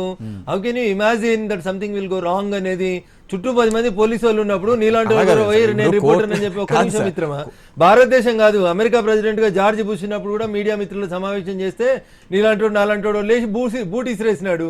దాన్ని ఎట్లా చేసుకుంటావు? జర్నలిస్టులు అంతా లంగలు దొంగలు అని చెప్తామా? సరే, ఒక వ్యక్తి అలా ఎవరో ఒకటి కొట్టిండు, దాన్ని ఎందుకంటే అంత ఒకళ్ళు కాదు కదండి. ఇక్కడ మనం చూసాం కోర్టు ఇది పరిధిలో నల్ల కోట్ వేసుకొని వాళ్ళు లాయర్లు, I mean they're all registered కాదు కాదు వాళ్ళ ముగ్గురు కూడా బార్ అసోసియేషన్ లో ఉన్నారు. సో వాట్ బాస్ కేసు పెట్టండి అంటున్నాం కదా, తప్పు అదే జరగట్లేదు. ఇక్కడ కొంత బయాస్డ్ గా ఉందని చెప్పేసి ఇక్కడ వాదన. మనం దాని వరకే పరిమితం ఉందాం. ఇక్కడ Delhi police తెలవాల్సింది Bharatiya Janata party MLA ఒకతను అక్కడ దాడి చేసినాడు, కొట్టినాడు అని మీరు అందరూ ఓపీ శర్మ గారు వారి మీద ఎఫ్ఐఆర్. అది కూడా 2 రోజుల తర్వాతే సార్. ఇక్కడ మీకు అరెస్ట్ 2 రోజుల తర్వాత జరిగింది, ఎఫ్ఐఆర్ అదే రోజు జరిగింది. మా గోల్ అంతా అదే. ఏమన్నా అంటేనేమో మళ్ళీ మీడియా వాళ్ళని తిడుతున్నాం అంటారు. ఎఫ్ఐఆర్ అదే రోజు వచ్చింది, ఎఫ్ఐఆర్ అదే రోజు ఉంది అంటున్నా. You go to the Delhi police station, see the crime number, date of offence, FIR వెంటనే జరుగుతుంది బాస్. అరెస్ట్ లో 1-2 రోజులు ఇటువంటి జరుగుతాయి, దానికి రకరకాలైనటువంటి కారణాలు ఉంటాయి. అడ్వకేట్లు కొట్టడాన్ని నేను సమర్థించట్లేదు, ఓపీ శర్మ గారు కొట్టడాన్ని నేను సమర్థించట్లేదు. తప్పును తప్పనాల్సిందే, అది మీరు చేసినా నేను చేసినా చట్టం ముందు అందరూ సమానమే. పోలీసు వాళ్ళు ఇన్వెస్టిగేషన్ చేస్తున్నప్పుడు మీరెందుకు కన్నయ్య నిర్దోషి, ఒక నిర్దోషిని అరెస్ట్ చేసిరనేటువంటి ప్రచారాన్ని మీరు ఎందుకు కొనసాగిస్తున్నారనే దాన్ని మాత్రమే భారతీయ జనతా పార్టీ ఖండిస్తుంది. పోలీసు వాళ్ళు అరెస్ట్ చేసినారు, police will face the consequences before the court. వాళ్ళు తప్పు చేసే వాళ్ళు శిక్షను అనుభవిస్తారు కదా, ఎందుకంత తొందరపడాలి? మనం ఎందుకు ప్రిజుడిస్ కావాలి అంట నేను. Let open enquiry conducted. ఎలాగది కోర్టులో ఉంది, 2-3 రోజుల్లో తేలిపోతుంది. దాని రఘునందన్ రావు గారు, మనం మళ్ళా కనుక ఈ స్టేట్ పాలిటిక్స్ కనుక వస్తే, తెలంగాణలో కనుక అధ్యక్ష పదవి బీజేపీ నాయకత్వం మార్చాలని అనుకుంటే మీరు రేసులో ఉన్నారని చెప్పేసి ప్రముఖంగా వినపడుతుంది. మీరు ఇప్పిస్తా అంటే నాకేం అభ్యంతరం లేదు. ఏ పనినైనా నాకు అప్పగించిన బాధ్యతను నిర్విరామంగా నిరాటంకంగా పార్టీ కోసమే పనిచేయడం. పార్టీ రఘునందన్ ద్వారా తెలంగాణలో పార్టీ అధికారంలోకి వస్తుందని విశ్వసిస్తే పార్టీ అధిష్టానం పెట్టుకున్నటువంటి నమ్మకాన్ని టీఆర్ఎస్ లో చాలా కాలం పనిచేశారు. ఎప్పుడైతే టీఆర్ఎస్ నుంచి బయటకు వచ్చారో అప్పటి నుంచి కూడా టీఆర్ఎస్ తో చాలా ధాటిగా ఎదుర్కొంటున్నారు. సో అది కూడా మీకు ఒక ప్లస్ అవుతుందని చెప్పేసి కేసీఆర్ గారు ఈ రాష్ట్రంలో అధికారంలోకి వచ్చింది తుంపిర్ల బలంతో, పక్కా తెలంగాణ భాషలో చెప్పాలంటే. ఆయనే చెప్పేటోడు, నేనేం బాబుమోహన్ లాగా అందగాన్ని కాదు, లేకపోతే చిరంజీవి లాగా గ్లామర్ ఉన్నోని కాదు, నన్ను చూడడానికి 2 లక్షల మంది జనం వస్తున్నారంటే నేను ఎంచుకున్నటువంటి సబ్జెక్టులు అట్లాంటిది అని చెప్పి మాటలు చెప్పిండు. అవి మాయ మాటలా మంచి మాటలా, జనానికి మాలాంటి వాళ్ళని పొద్దుగా లేస్తే దాన్ని ఎట్లా ఇన్కల్కేట్ చేయగలిగినాం జనాల మెదడులోకి. ఆంధ్రలో వండిన బిర్యానీ పెండలా ఉంటుందంటే అవును పెండలాగానే ఉంటుంది, పెండనాయాలని అట్లా అంత మొండి వాదించుకుంటూ వచ్చినాం మేము. ఆ వాదన ఒక 10 సంవత్సరాలు కొనసాగించిన తర్వాత తెలంగాణ ప్రజల తీర్పు ఈ రకంగా ఉంది. కేసీఆర్ గారు తెలంగాణ ఉద్యమాన్ని సజీవంగా ఉంచగలిగినంటే మీడియా పుణ్యం, ఆయన నోటి మాటల పుణ్యం. నాలాంటి వాళ్ళు గుడ్డిగా ఆయనను ఏది చేసినా కరెక్ట్ అని చెప్పింది. దానివల్ల తెలంగాణ విషయం లోపల 2 ఆలోచన లేదు. మేము చేసింది 100% కరెక్ట్. తెలంగాణ ప్రజల న్యాయమైనటువంటి హక్కు తెలంగాణ రాష్ట్రం. దానికోసం మేము ఎవరిని తిట్టినా, ఎవరిని దూషించినా, ఎన్ని బస్సులు వల్గొట్టినా, ఎన్నిసార్లు జైల్లోకి పోయినా మేము ఎన్నడూ కూడా తప్పు చేసినాం అనేటువంటి భావన లేదు. మా మీద దేశద్రోహం పెట్టినా, రాజద్రోహం పెట్టినా మేము ఇవ్వడం ఏడవలేదు. ఇలా దేశద్రోహం అని ఏడుస్తున్న పెద్ద మనిషి వాళ్ళ సొంత పార్టీ ఎంపీలు రైలు రోకోలు చేస్తే వాళ్ళ మీద దేశద్రోహం పెట్టించిండు. ఒక్క రోహిత్ చచ్చిపోతే యూనివర్సిటీకి వచ్చిన ఇదే పెద్ద మనిషి మా తెలంగాణ యూనివర్సిటీలో 100,000 మంది విద్యార్థులు బీసీలు, ఎస్సీలు, ఎస్టీలు తెలంగాణ కోసం చచ్చిపోయినరు. పిహెచ్డీలు చేస్తున్నటువంటి వాళ్ళు చచ్చిపోయినరు, మేధావులు చచ్చిపోయినరు. కనీసం రోహిత్ రాసినటువంటి ఆ డయింగ్ డిక్లరేషన్లో, ఆ చావుకు ముందు రాసినటువంటి ఉత్తరంలో కనీసం ఫలానోళ్ళు ఉన్న చావుకు కారణం అని రాయలేదు. ఎంత మ్యాచ్యూర్డ్గా రాసిందంటే సోదరుడు రోహిత్, నా చావు తర్వాత నా మిత్రుల్ని కానీ శత్రువుల్ని కానీ ఎవరిని కూడా టార్గెట్ చేయదు, ఇబ్బంది పెట్టొద్దు అని రాసిండు. తెలంగాణలో హైదరాబాద్లో చచ్చిపోతే ఆ హిందీ మాట్లాడుకునేటోళ్ళకి, ఆ సోనియమ్మకు, రాహుల్ గాంధీకి అర్థమవుతలేదని సోదరుడు యాదిరెడ్డి అనేట ఆయనే హైదరాబాద్కి వెళ్ళి ఢిల్లీకి పోయి వాళ్ళ ఇంటి దగ్గరకు పోయి నా సావు కారణం సోనియా గాంధీ, రాహుల్ గాంధీ అని ఉత్తరం రాసి సస్తే కనీసం ఎఫ్ఐఆర్లలో మీ పేర్లు రాలేదు. ఇవాళ దత్తాత్రేయ గారు కేంద్రం నుంచి హెచ్ఆర్డీకి ఒక ఉత్తరం రాసిండన్న ఆరోపణ వస్తే తెలంగాణ పోలీసులు ఇలా దత్తాత్రేయ గారిని ముద్దాయిగా పెట్టి కేసు ఇన్వెస్టిగేషన్ చేస్తారు. మేమేం బారిపోతలేం, తప్పు చేయలేదు, మమ్మల్ని పేరు తీసేరని మేము ఏమైనా అడుక్కుంటలేం. We are ready to face the consequences. 1200 మంది ముక్కు పచ్చలారని పిహెచ్డీలు చేస్తున్న విద్యార్థులు చచ్చిపోతే ఏ రోజు కనీసం ఉస్మానియా యూనివర్సిటీ గడప దొక్కని రాహుల్ గాంధీ గారు రోహిత్ విషయం లోపల సెంట్రల్ యూనివర్సిటీకి వచ్చి చేస్తుంది రాజకీయం అవునా కాదా ఒకసారి ఆలోచించుకోవాలి దేశ ప్రజలందరూ కూడా.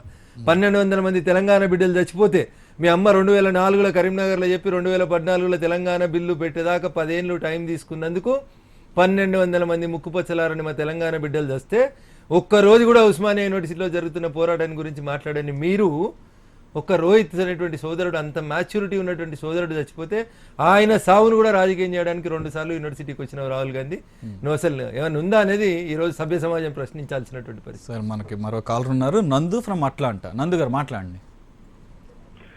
యా రఘుభాయ్, నేను నందు అట్లాంటా నుంచి మాట్లాడుతున్నా. మిమ్మల్ని ఒకసారి హైదరాబాద్ లో కలిసానులే కానీ ఈ బేసిక్ గా వీళ్ళని కాదండి అనాల్సింది, మీడియా, ఈ హెచ్ఎం టీవీ కానీ వీళ్ళందరూ కూడా ఎంతసేపు ఉన్న ఒక తెలంగాణకు డప్పు కొడుతూ చూపిస్తారు తప్పించి వేరే ఏది కూడా చూడరు. అందుకోసం మీరు కొన్ని రోజులు ఈ మీడియా మీద ఫైట్ చేయటం బెస్ట్ ఏమో. That is my sincere advice for you. Thank you అన్న. డెమోక్రసీకి మొత్తం 1, 2, 3, 4 అని స్తంభాలు ఉంటాయన్న. ఈ డెమోక్రసీ బతకాలంటే ఆ 4 స్తంభాలలో ఏ స్తంభం కూడా విరిగిపోకుండా ఉండాలి. 4 స్తంభాలు చక్కగా నిల్చుంటేనే బంగ్లా చక్కగా నిల్చుంటుందన్న. సరే, మీడియా మిత్రులలో కొంతమంది లెఫ్ట్ భావజాలం ఉన్నోళ్ళు లేదా భారతీయ జనతా పార్టీని సిద్ధాంతపరంగా వ్యతిరేకించేటువంటి వ్యక్తులు ఏమన్నా తప్పుడు ప్రచారం చేసినా మీలాంటి వాళ్ళు నాలాంటి వాళ్ళు మేధావుల అందరం దాన్ని ఎక్కడికక్కడ ఎదుర్కోవాల్సిందే. శత్రువు వచ్చిండనో యుద్ధం వచ్చిండనో పారిపోవడం అయితే సరైంది కాదు. శత్రువుతోటైనా మృత్యుతోటైనా చివరిదాకా పోరాడాలనేటువంటి కోరిక రాజకీయ నాయకులకు ఉండాలి. ఉంటేనే గెలుస్తాం, అనుకున్నటువంటి లక్ష్యాన్ని చేరుతాం. చేయని కొంతకాలం ప్రచారం చేయనియండి. నరేంద్ర మోడీ గారి ప్రభ తగ్గిపోయిందని ఒక టీవీ ఛానల్ అంటది, దేశంలో అసహనం పెరిగిపోయిందని ఇంకొకరు అంటారు. వాటన్నింటికి మనం సమాధానం చెప్పాల్సినటువంటి అవసరం ఉంటుంది. నేను ఇందాక చెప్పినాను కదా, రోహిత్ అనేటువంటి ఒక విద్యార్థి చచ్చిపోతే ఢిల్లీ నుంచి 2 సార్లు వచ్చిండు, రాత్రి కూడా సెంట్రల్ యూనివర్సిటీలో పడుకున్నాడు. తెలంగాణలో హైదరాబాద్లో 1200 మంది ఉస్మానియా యూనివర్సిటీలో చచ్చిపోయారు. ఏడ పడుకున్నాడో రాహుల్ సార్ నాకైతే తెలియదు, కానీ 2004 నుంచి 2014 దాకా అధికారంలో మస్తు ఎంజాయ్ చేసిరు. ఒక్కరోజు కూడా హైదరాబాద్ రాలేదు. తెలంగాణ ఆలస్యం చేయడం వల్ల 1200 మంది చచ్చిపోయారు. మా పార్టీ తప్పు చేసింది, తెలంగాణ 10 సంవత్సరాలు ఆలస్యంగా ఇచ్చింది, తెలంగాణలో చావులన్నింటికీ మేము నైతిక బాధ్యత వహిస్తా ఉన్నాం, మమ్మల్ని క్షమించండి, మా పార్టీని క్షమించండి అని అడిగేటువంటి ధోరణి కూడా ఆ పార్టీకి లేదు. వాళ్ళు వచ్చి ఇలా మన గురించి బూతులు మాట్లాడుతూ ఉంటే పడాలి నందుబాయ్, కొన్నిసార్లు తప్పదు, సమాధానం చెప్పాలి. So we got another caller from Canada itself, Nishant. Nishant గారు మాట్లాడండి. నమస్తే రఘునందన్ గారు. యా నమస్కారం సార్. ఇప్పుడు మీరు యాక్చువల్గా బీజేపీ సక్సెస్ఫుల్ గా చేసేది ఏంటి సెంట్రల్ లో, స్టేట్ లో టీఆర్ఎస్ చేయలేదు ఏంటో కొంచెం డిఫరెన్షియేట్ చేయండి. And like 2 months back state ministers వెళ్ళి పత్తి మద్దతు ధర పెంచాలని సెంట్రల్ లో కోరారు, కానీ ఏం రెస్పాన్స్ లేదు. అండ్ స్టేట్ గవర్నమెంట్ చేసే కొన్ని యాక్టివిటీస్ మెచ్చుకొని అన్ని మీరు వేరే పార్టీ కాబట్టి అన్ని కామెంట్ చేయాలని చేయకుండా కొన్ని చేసేటి చెప్పండి, చేయలేని ఏంటో చెప్పండి. థ్యాంక్స్. యా, తెలంగాణ ఉద్యమంలో తెలంగాణ జై తెలంగాణ దన్నినటువంటి కడియం శ్రీయర్ గారు గొప్పగా పరిపాలిస్తున్నారు, ఒప్పుకుంటాను. జై తెలంగాణ అంటే ఐ న్యూస్ అనేటువంటి టీవీ ఛానల్ లోపల నువ్వెవడిరా జై తెలంగాణ అనేది అందుకని చెప్పి నాయన్ నరసింహారెడ్డి గారిని కొట్టినటువంటి పట్నం మహేందర్ రెడ్డి గారు చాలా గొప్ప నాయకుడు. వారి నాయకత్వంలో తెలంగాణ ఆర్టీసీ శాఖ చాలా గొప్పగా పనిచేస్తూ ఉంది. I agree. తాండూరుకు పోయి కోదండరామ్ గారు మీటింగ్ పెడితే కోదండరామ్ గారిని కట్టెలతో తీసుకొని జేఏసీ నాయకులందరినీ ఉరికిపిచ్చి కొట్టినటువంటి పట్నం మహేందర్ రెడ్డి గారు చాలా గొప్ప నాయకుడు. అసలు ఈ ప్రపంచం గర్వించదగ్గ తెలంగాణ ఉద్యమకారుడు. కేసీఆర్ అనేటైనే లేదా ఒక ఆంధ్ర పార్టీకి సంబంధించినటువంటి నాయకుడు జగన్మోహన్ రెడ్డి గారి మోచేకి నీళ్లు తాగుతున్నావు చెల్లె, ఇది మంచి పద్ధతి కాదు అని మానుకోటకపోతే మా సంటోళ్ళందరి మీదకి తుపాకులు తీల్చి కేసీఆర్ను, హరీష్ను, కోదండరామరెడ్డి గారిని నేను ఇప్పుడు ఈ లైవ్లో చెప్పలేనని బూతులు తిట్టినటువంటి మా అక్క కొండ సురేఖ గారు తెలంగాణ కోసం జరిపిన పోరాటాన్ని తెలంగాణ పోరాట యోధులు ఎవరు కూడా మర్చిపోలేరన్న. తెలంగాణ మేమందరం జై తెలంగాణ అని రోడ్ల మీద పడితే మమ్మల్ని నై తెలంగాణ తన్ని ఇలా మంత్రి పదవి అనుభవిస్తున్నటువంటి పెద్దలందరినీ కూడా మేము అభినందిస్తాం. చాలా కష్టంగా టీఆర్ఎస్ పార్టీ చేస్తున్నటువంటి కార్యక్రమాల్ని ఖచ్చితంగా అభినందిస్తాను నిశాంత్ గారు. ఎందుకంటే ఉస్మానియా హాస్పిటల్ గులగొడతా, బస్ అయిపోయింది. 3 రోజులకు కోర్టు స్టే ఇచ్చింది, అయిపోయింది. ఆంధ్రోళ్ళు అందరూ వెళ్ళిపోయినాక సెక్రటరియట్లో ఏం మిగులుతాయో తెలియదు, ఎన్ని రూములు మిగులుతాయో తెలియదు. సెక్రటరియట్ గులబెడతా, లల్లు కంపెనీ కాంట్రాక్ట్ ఇస్తా, లుల్లు కంపెనీ కాంట్రాక్ట్ ఇస్తా అంటాడు. మీలాంటి వాళ్ళు భజన అయ్యారు, మేము సపోర్ట్ చేస్తాము. ఆ లల్లు ఎవడో నీకు తెలియదు, నాకు తెలియదు.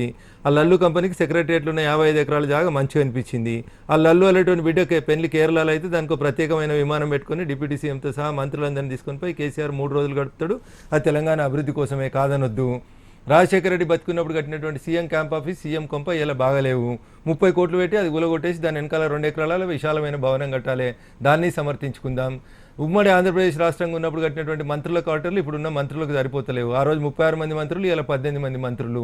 మళ్ళీ కొత్త క్వార్టర్లు కడతాడు, దాన్ని సమర్థించుకుందాం. ఇంకా దేన్ని సమర్థించొద్దు? మీ పుణ్యమాని మెట్రో రైలు అసెంబ్లీ ముంగటికి పోయింది, అసెంబ్లీ వెనుకకు వచ్చింది. సుల్తాన్ బజార్లో పెట్టిరు, సుల్తాన్ బజార్లో పెట్టలే, ఏడాది వెనుకకు పోయింది. 1200 కోట్లు ఎల్ఎన్టీ మీద భారం జరిగింది. ఇవి టీఆర్ఎస్ పార్టీ చేసినటువంటి గొప్పలు. 29 రాష్ట్రాలలో ఏ రాష్ట్రంలో ఏ ముఖ్యమంత్రి కూడా, ఎంత పిచ్చోడు కూడా ఒక పార్టీకి వెళ్ళి గెలిచినోని తీసుకొచ్చి ఇంకో పార్టీలో మంత్రిని చేసుకోలేదు. అది టీఆర్ఎస్ పార్టీ చేసిన చాలా గొప్ప పని, దాన్ని అభినందిస్తాం. 20 లక్షల మందికి ఇండ్లు లేని వాళ్ళు ఉన్నారు అని చెప్పి మీ సకల జనుల సర్వేలో తేలితే 396 ఇండ్లు నుమాయిష్ కోసం కట్టి సికింద్రాబాద్లో, అది తలసాని శ్రీనివాస్ యాదవ్ ఉప ఎన్నిక వస్తుందని చెప్పి కట్టుకొని, ఇగో ఈ 396 బొమ్మల్ని చూడురి, ఇంతకంటే గొప్పగా ఎవరు చేయలేదని ప్రచారం చేస్తే దానికి భజన ఏమంటారు? ఖచ్చితంగా చేస్తాం. ఇవి తెలంగాణ ప్రభుత్వం చేసినాయి. ఇక కేంద్ర ప్రభుత్వం ఏం చేసిందని మీరు అడిగినారు కదా.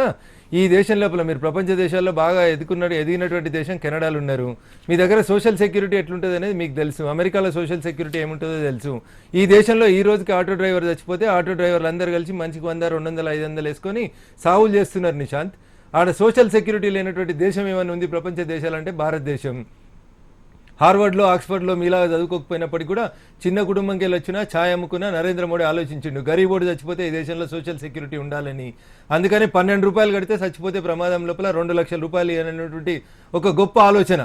ఈ దేశానికి స్వాతంత్రం వచ్చిన 6 దశాబ్దాలలో మన్మోహన్ సింగ్లు, చిదంబరంలు, ఆక్స్ఫర్డ్లో చదువుకొని వచ్చిన వాళ్ళు చేయండి. ఒక ప్లాట్ఫామ్ మీద ఛాయ్ అమ్మిన ఆయన నేను చిన్నోళ్ళ గురించి ఆలోచిస్తా అని చేసిండు. అది మీకు కనబడదు. 29 రాష్ట్రాలు అభివృద్ధి చెందాలి, అది మీకు కనబడదు. ఈ దేశంలో గరీబీ హటావో అని చెప్పి గరీబోళ్ళను ఊరవతలు పెట్టినటువంటి కాంగ్రెస్ పార్టీ 30 కోట్ల మంది జనాన్ని బ్యాంకు మెట్లు ఎక్కనీయకపోతే 0 పైసలతోటి 30 కోట్ల మందికి బ్యాంక్ ఖాతాలు ఇచ్చినటువంటి జనధన ఖాతా మీకు కనబడదు. అమెరికాకు వస్తే మన్మోహన్ సింగ్ వస్తే ఆయన తోలుబొమ్మ ముఖ్యమంత్రి అని రాసినటువంటి టైమ్స్ కనబడదు. నరేంద్ర మోడీ వస్తే మోడీసన్ స్క్వేర్లో 8,000 మంది జమ అయ్యారు. ఎందుకు జమ అయినరు? ఒబామా మీటింగ్కు ధీటుగా ఆయన దేశంలో మీటింగ్ చేసిండా చేయలేదా మీకు కనబడదు. ఆస్ట్రేలియాకు నరేంద్ర మోడీ వస్తే ఏం జరిగిందో తెలియదు మీకు. జపాన్కి వస్తే 8,000 కోట్ల పెట్టుబడులు వచ్చినాయి, వద్దు. మేక్ ఇన్ ఇండియా వద్దు, స్వచ్ఛ భారత్ వద్దు. ఈ దేశంలో కామన్ కుటుంబం 6,000 రూపాయలు సంవత్సరానికి తామున్నటువంటి దుర్గంధ పరిస్థితుల నుంచి, అంటువ్యాధుల నుంచి రక్షించుకోవడానికి ప్రతి కుటుంబం పెట్టే ఖర్చు 6,000. దాని నుంచి మనం స్వచ్ఛ భారత్, మీ కెనడాలో మీరు సిగరెట్ దారి పబ్లిక్ ప్లేస్లో వారేయరు. చాక్లెట్ మీద ఉన్న పై కవర్ కూడా కనీసం కార్లకి వెళ్ళి బయట వేయవు. కానీ ఇండియాలోకి రాగానే, ఇండియన్ ఎయిర్పోర్ట్లో దిగంగానే మనం అదే పని ఇండియన్స్ పని చేస్తూ ఉంటాం. స్వచ్ఛ భారత్ చేయాలని నరేంద్ర మోడీ గారు అనుకున్నారు. మీకు ఇబ్బంది అనిపిస్తుంది. సోషల్ సెక్యూరిటీ ఇబ్బంది అనిపిస్తుంది. పేదోన్ని బ్యాంకు తీసుకొస్తే ఇబ్బంది అనిపిస్తుంది. ఇంకా ఈ దేశంలో పఠాన్కోట్ మీద దాడి జరిపితే మొత్తం టీవీలు పోయి ఆడ మీడియా కెమెరాలు పెట్టి చూపిస్తాయి. పారిస్లో బాంబులు వేలు 40 మంది చచ్చిపోతే కనీసం రక్తం చుక్క కనబడలేదు, ఒక శవం కనబడలేదు, ఒక బుల్లెట్ కనబడలేదు. అది వివిధ దేశాలలో మీడియా సమయంలో. మన దేశంలో ఉన్న మీడియా సమయంలో ఏంటంటే ఓ టీవీ అయిన పోయి ఆడ గొట్టం పెట్టేసి ఆడ ఫైరింగ్ అవుతుంటే పఠాన్కోట్లో ఇక భారతదేశంలో ఇట్లా జరుగుతూ ఉంది. నరేంద్ర మోడీ ఎట్లా పోయి ఛాయ్ దాగి వచ్చిండు నవాజ్ షరీఫ్ ఇంట్లో అని అడుగుతాడు. ఇక దీన్ని బర్దాష్ చేయాలి. ఇన్ని బర్దాష్ చేస్తున్నందుకు కేంద్ర ప్రభుత్వం చెడ్డది. పొదుగుకో మాట పొద్దుగలో మాట మాట్లాడినందుకు కేసీఆర్ గారి పరిపాలన చాలా గొప్పది.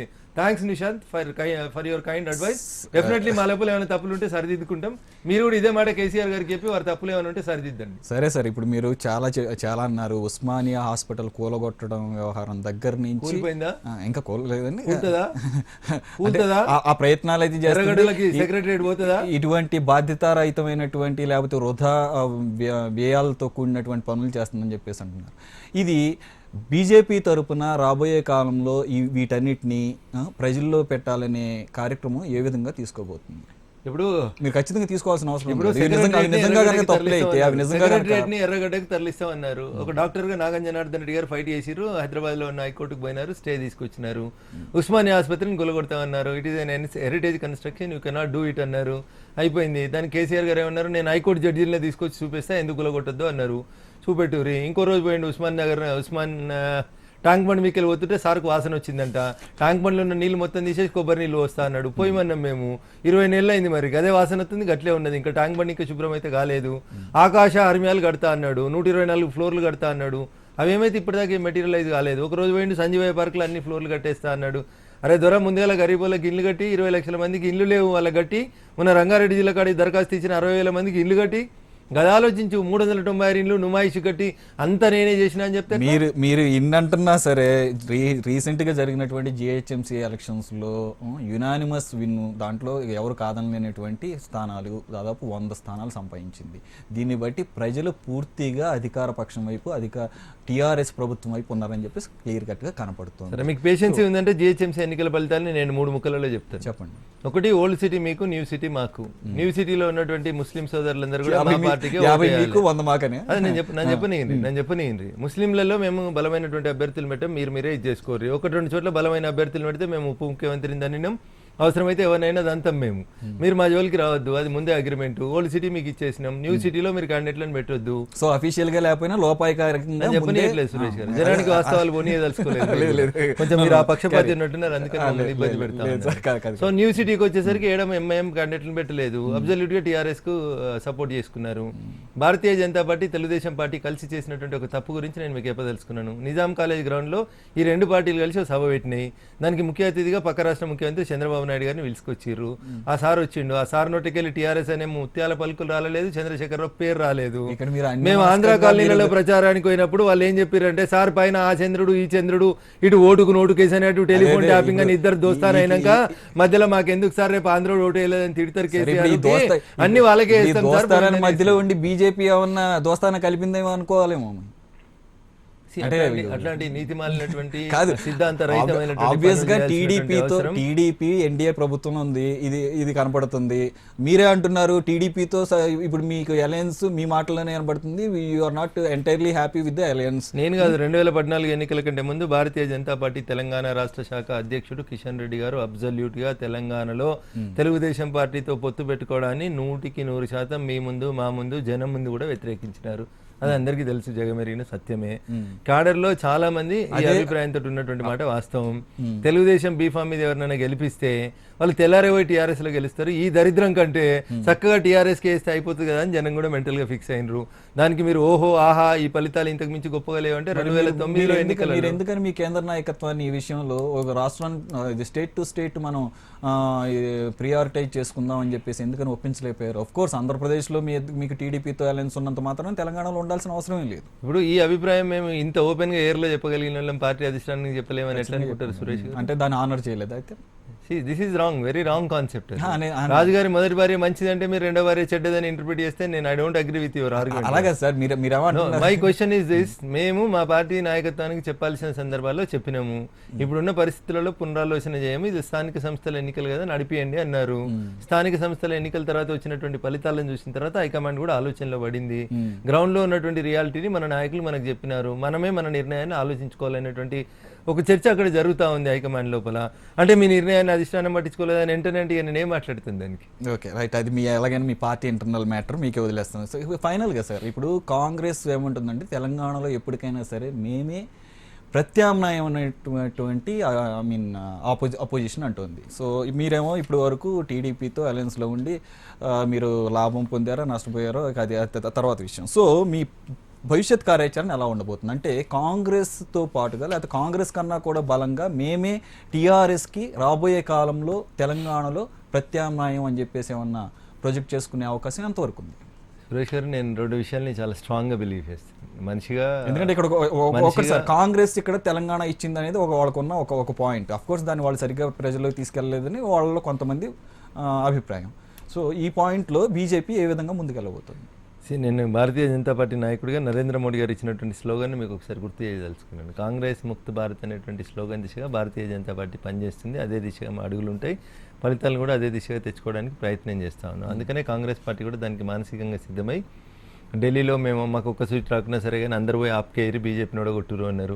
బీహార్కి వచ్చేసరికి మేము అతి చిన్న పార్టీల కంటే తక్కువగా మాకు 20 సీట్లు ఇచ్చినా సరే మీ దండం పెడతాం కాలు ముక్తం మీరు 100 తీసుకోరని ప్రాంతీయ పార్టీని ప్రాధేయపడే పరిస్థితులు ఉంది.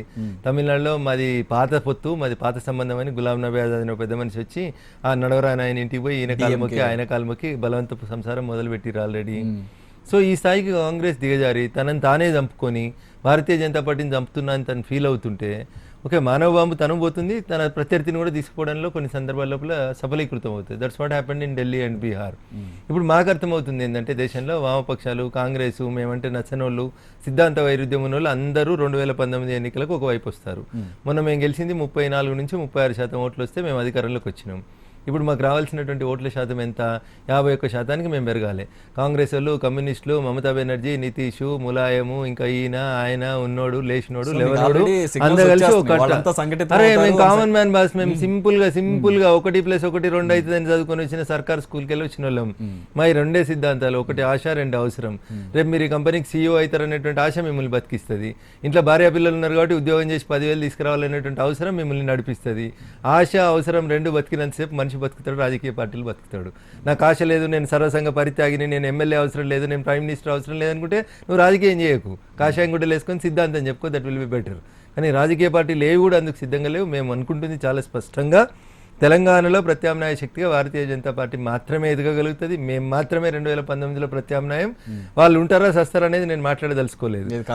అది నేను మాట్లాడదలుచుకోలేదు. వాళ్ళ పేరు ఉచ్చరించడం కూడా నాకు ఇబ్బందికరమే. ఇప్పుడు ఇక్కడ వాళ్ళ కర్మ, వాళ్ళ ఫేట్ వాళ్ళు డిసైడ్ చేసుకుంటారు. మా పని మేము చేసుకుంటాం. మీరు ఒక బ్రీఫ్ టైం మీరు కాంగ్రెస్ లో కూడా రైట్ సురేష్,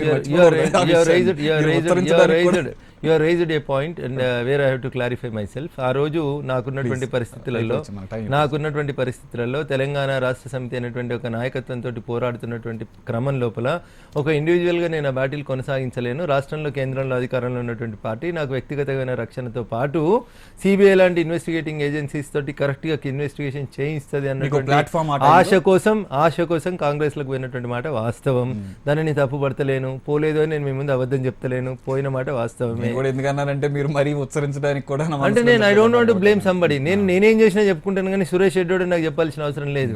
నేను నా వాగ్దాటిని, నా పటిమను, నేనున్న పార్టీని ఇంప్రూవ్ చేసుకోవడానికి చెప్పుకుంటా. నీ గురించి నేను ఎందుకు మాట్లాడాలి? నీ గురించి మాట్లాడి నన్ను నేను ఎందుకు తక్కువ చేసుకోవాలి? ఆ యాంగిల్లో మాత్రమే నేను ఉచ్చరించదలుచుకోలేదు అని చెప్పినాను తప్ప, in democracy you have to speak everything, you have to speak anything also. We are short of time. Thank you very much for coming in. Hello అన్నారే. ఇది ఇవాల్టి హెలో అన్నారే. రేపటి హెలో అన్నారే. మళ్ళీ కలుద్దాం. నమస్తే.